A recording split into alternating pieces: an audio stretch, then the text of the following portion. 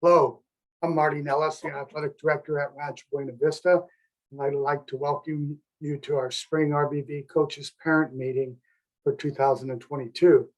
We've decided to do this by video this year due to some COVID restraints. I'll be sharing some screens and some information about the spring sports here at Rancho Buena Vista, and this video will be available throughout the spring sports season. So I'm going to go ahead and share the screen.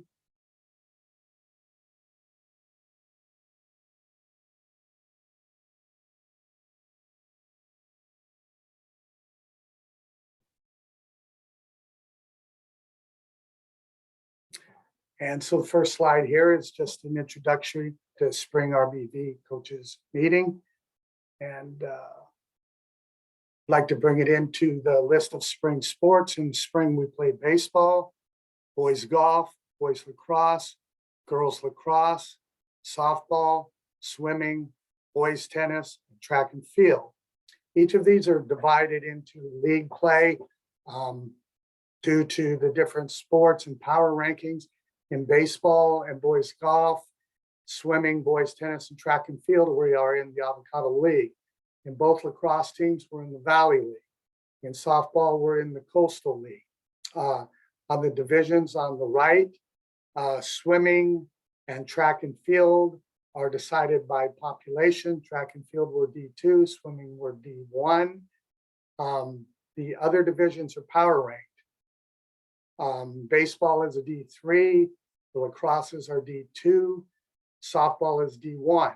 Boys tennis will be determined as the season moves forward according to the success of all the teams. Here's some helpful athletic websites that I'll look at for you in a little bit.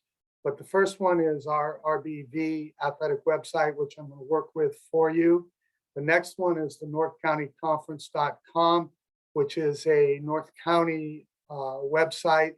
It's maintained by the athletic directors with scheduling and league information. The next one is the CIFSDS.org, and that has everything pertaining to CIF rules, regulations, and playoffs. Below that is the CIFstate.org, which will have state meet information and other rules and regulations coming down from the state organization.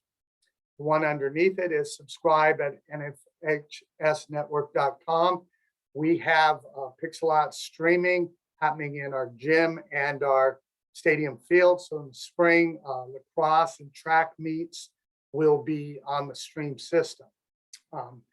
Right now, I'd like to look at the RBV website. And I'd like to go through a little bit of the athletic handbook for you. So I go under athletic tab, hit it, scroll down, and find the athletic handbook.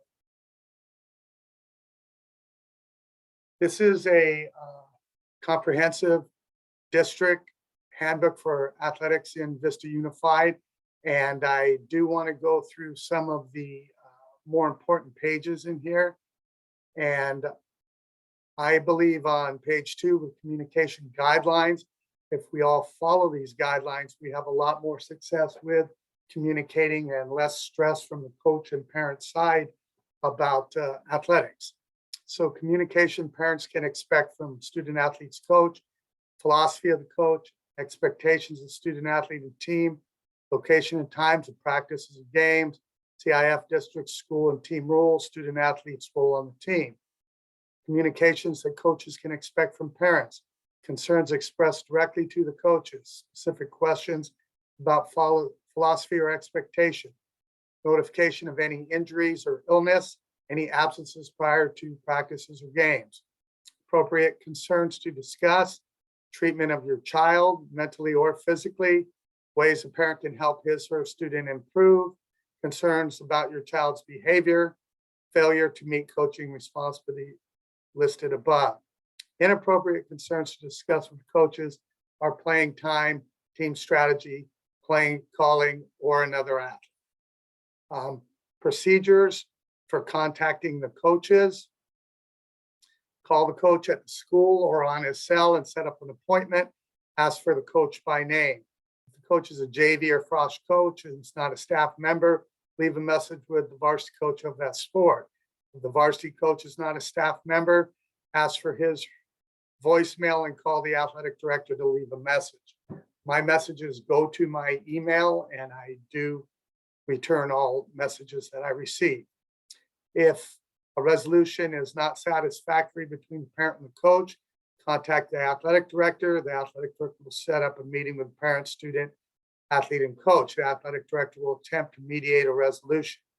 If a satisfactory resolution is not reached at the meeting, contact the administrator in charge of athletics, which is Mr. Sam Eshelman at Rancho Buena Vista. The administrator will set up another meeting with all parties and try to mediate a resolution. One other thing that we ask is that you do not go to the coach immediately after a game, maybe when there's some heated feelings. We like to call it 24-hour rule, kind of a cool off period before you contact, and don't try to make contact at the actual event. Call them the next day. Another area of this handbook that I like to review and that I feel is really valuable is the district policy at the different level of sports. Now, not all of our teams still have a freshman team. Some are just junior varsity and varsity, and the lacrosse teams are only varsity. But when we do have a freshman sport, the purpose of the freshman level is to emphasize fundamentals, skill development, and learn the rules of the sport. Encourage the student athlete to continue their involvement in the sport, provide opportunities for playing time at the coach's discretion. The junior varsity is to further develop skills of the student athlete, increase the intensity of the competition, prepare the student athlete for the varsity level. Place more emphasis on winning, provide opportunities for playing time at the coach's discretion. At the varsity level, the purpose of the varsity level is to do the following: develop skills and physical conditioning of the student athlete to his or her full potential. Provide student athletes with the opportunities to learn to set goals, strive to achieve them, and serve as role models for younger athletes. The focus of the program is to win. And with that said, communication will be given by the coach during the preseason to the student athlete to determine the role on the team. Varsity team will consist mainly of juniors and seniors, but freshmen and sophomores who have demonstrated the ability to be starters or key contributors may also be members of the team. Juniors must show the potential to be varsity players over the next 2 years to be members of the team. Varsity players must show the mental skills, proper attitude, physical skills, and sport-specific skills to be starters or essential contributors to the success of the team.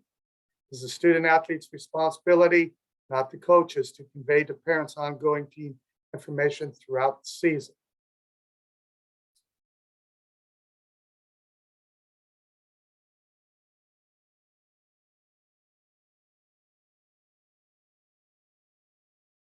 So that is our athletic website, and we'll revisit that again when we get to COVID protocols in this shared document. The USD COVID protocol for the spring 22 RBV policy: all spring sport athletes must test unless vaccinated or positive with COVID in the last 90 days.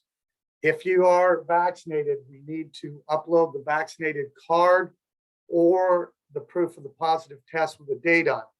We upload the results in the RBV website COVID upload portal. There is a link on the website to an instructional upload video, and I'll demonstrate that as well. Results will be checked by the athletic director.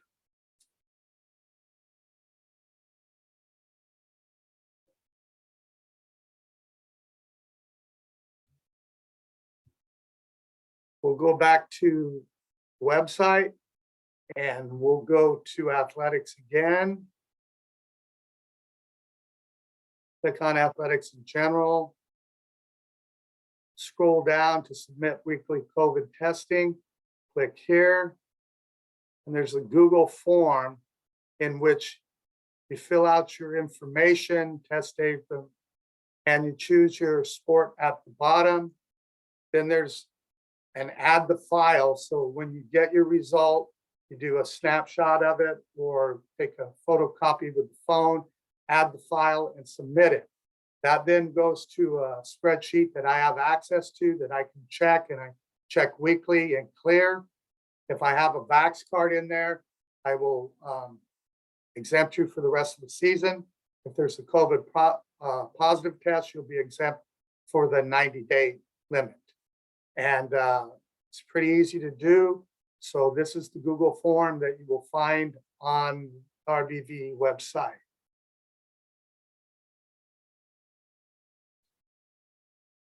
Now, coming back to our situation here.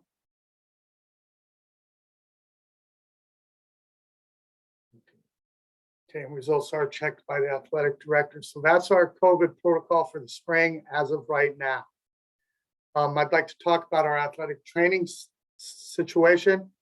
Rancho has a full-time athletic trainer that helps with injury prevention, evaluations of injuries, return to play protocols, and most importantly, game time sideline injury treatment. The athletic training room has moved to a new location. It is now in room 720 down by the stadium, last room on the right. Doctor's notes are needed if you take your student athlete to the doctor at any time of the season. Ask for a note. Don't leave the doctor's office without one.